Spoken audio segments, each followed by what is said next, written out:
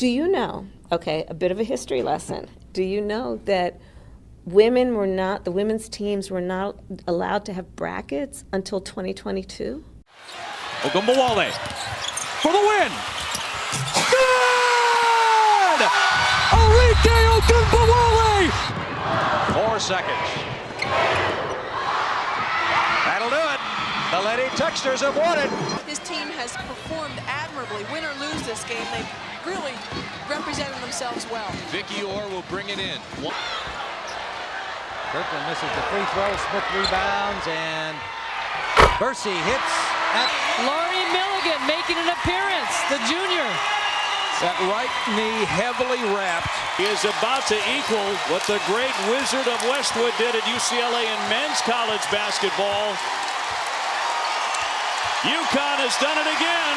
A spectacular performance, and South Carolina has won the national championship.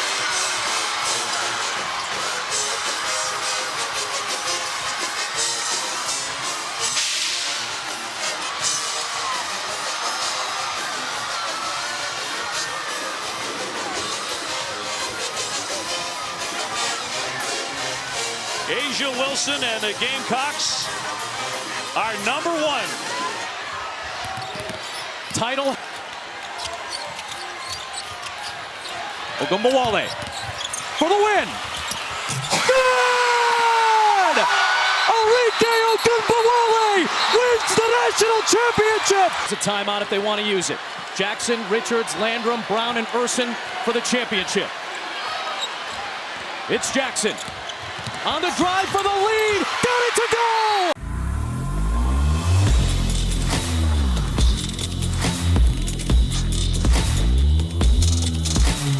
There's a very common sense reason gold is pushing to all-time highs right now. Actually, there's several reasons. The cost of goods continues to rise despite interest rates controlled by the Fed. Since January 21st, cost of living is up 17.9%. The national debt continues to skyrocket, now above $34 trillion, causing many to worry when the house of cards will come crashing down. A presidential election year that will have massive implications on the future of this country. All of this adds up to the instability and uncertainty, and that is why so many Americans are turning to Birch Gold Group. Have you diversified your savings yet? Secure a portion of them with gold from Birch Gold. Text Brandon to 989898 and get your free info kit. You will learn how to convert an existing IRA or a 401k into a tax-sheltered IRA in gold, and it doesn't cost you a penny out of pocket. With an A+ rating with the Better Business Bureau and thousands of happy customers, you can count on Birch Gold too. Just text Brandon to 989898 to claim your free info kit and to protect your savings from uncertainty today. Ladies and gentlemen, and ladies, welcome back to the Arthur Tatum Show. I want to play the clip of Kamala Knee-Pad Harris about her statements regarding women's basketball and brackets. You know, the women's basketball bracket has been a part of women's basketball since 1982. 1982, that was before I was born. Why Kamala Harris feels the need to virtue signal is insane to me. Listen, as in a country, our standard needs to be high, even for Donald Trump and everybody else. If you are going to be the president of the United States or the vice president of the United States, you need to be exceptional. How do we let this happen? Like, she is the dumbest VP that ever existed. What an embarrassment to black and native and brown people, if they want to claim that. What an embarrassment. She's the dumbest black woman in America. I know a handful of black liberals right now that could do a better job at VP than Kamala Harris. She's totally unqualified. She cannot speak a coherent sentence. I mean, that's the basic tenets of being a leader, is for you to be able to talk. How does this woman, how can she not say a sentence? And then she's so disingenuous that she just throws out a term. Oh, the brackets for the, ma'am, do some research before you start talking. You're the vice president. Okay, clip 4. Do you know, okay, a bit of a history lesson. Do you know that the women's teams were not allowed to have brackets until 2022? think about that and what that, talk about progress, better late than never, but progress, and what that has done. Because of course, when, I had a bracket, it's not broken completely, but I won't talk about my bracket.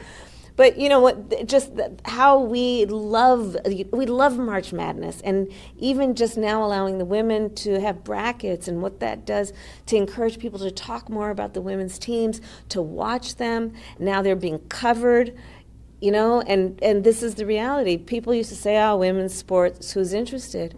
Well, if you can't see it, you won't be. But when you see it, you realize, oh, it is good. Well, let me say this. America is built on supply and demand. So if you have the supply but no demand, what's the point of having a supply? If you have demand but no supply, you screwed. Supply and demand. If there are a talented sport program, you have the supply, and then the talent should dictate a demand. And that will make something more successful and popular. It doesn't just happen because you're a woman. People have to be interested in watching you play basketball. You can't just say, I'm a woman, so I need to get fair treatment as men when it comes to viewership, where people are uninterested. And women, y'all, it's y'all fault. How many of y'all watching women's basketball? Okay. Women empowerment. Oh, feminine, women's rights. Most people that watch women's basketball are men. Y'all not even supporting y'all own women, but yet complaining about men, and y'all ain't support your own women's sports. Anyway, women's basketball is not as entertaining as men's basketball. That's why people they can't watch that much basketball. That's like saying you have some incredible singer sing the rendition of the national anthem, and then you have a mediocre singer sing the rendition of the national anthem. If you can hear the best, why would you try to hear second best? If you can watch the best basketball available to you, why would you then try to go watch a whole nother game where people can't even dunk? And yeah, they had two girls that were pretty competitive, but the competition ain't nowhere near where the men are at. I would put my whole salvation on the fact that the best college basketball team for women will get beat by 40, 50 points by the men. Just sheer height and athleticism would just be, man, what's that team, Maryland or somebody? They got a 300-pound dude like Shaq. Man, these girls, I think old girl, Angel Reese, she's probably about 180 pounds. Let me look her up. Angel Reese weight, because she's pretty tall. She kind of thick, though. Let's see. Angel Reese weight. She's 6'5". She weighs 165 pounds. God dang. Oh, my God. She would get abused. She's 6'3", 165 pounds. That's not, wait a minute. That can't be right. That can't be right. That can't be right. Because when I was in college, my oldest son's mom was 6'3", 180-some pounds. She played volleyball, and she was pretty skinny. And this girl is 165, 6'3", and you playing power forward, center? You know how insane that is? I want to know who's the top male center in college basketball. Top, I'm going to look it up right now. Zach Edey at Purdue. Oh, he's huge. How much he weigh? Zach Edey, weight. He got to be like, he's 7. She's 6'3", 165 pounds. This dude is 7'4", 300 pounds. Oh my God, that would be a nightmare. And she the best in the game, ma'am. She's the best in the game. She is the best. They said she's the second best player in for the women's NCAA. She is 6'3", and she looked big out there. I thought she was at least 6'5". She only 6'3", 165 pounds. And this dude is 7'4", 300. Now, he is an anomaly, right? I mean, he's an anomaly. But just imagine him in the post versus her. It's not even close. That man is a foot and a half. You know, that dude's a foot. He's a inch more than a foot taller than her. A foot. He weighs like, I don't know, twice what she weighed. He weighed more than twice what she weighed. 65. No, he's just a little bit less than twice. Insane. But then they want the same coverage. You're not going to get the same coverage if you're not doing the same thing. That's just like when I watch cycling, because professional cycling is my favorite sport by far. When men do the Tour de France, if you ever rode a bike and you cycled, the stuff that they do is unbelievable. The fact that their pros can hold 400 watts for 30 minutes is unbelievable. These dudes are going up mountains holding 400 watts for 30 minutes. It's just the sheer power and endurance of the male athletes in cycling is unbelievable. You can't even imagine somebody being able to ride a bike like that. It is unbelievable. These guys in Tour de France are riding for like 6 hours and 100 miles a day for 3 weeks. It's incredible. I mean, at a high level, somewhere where none of us can compete. We couldn't even do a third of a race at the speed that these guys are doing. They're traveling at 28 miles per hour, 30 miles per hour average. On the flat stages, they're probably at about 28 miles per hour. You know how hard it is to average 20 miles per hour on a bike? They're at 28.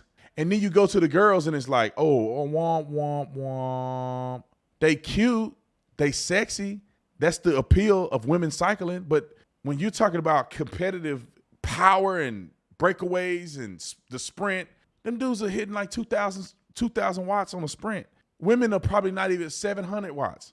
And it's nothing against women. It's just that why can't we compartmentalize and make a fair assessment and stop lying to the masses and acting like men and women should be equally represented in sports? I support women doing sports. I think I watch some women's sports. I love watching women track and field. I mean, and of course they sexualize the sport, so it make men want to watch it a little more. But just be honest about it. Hold the phone.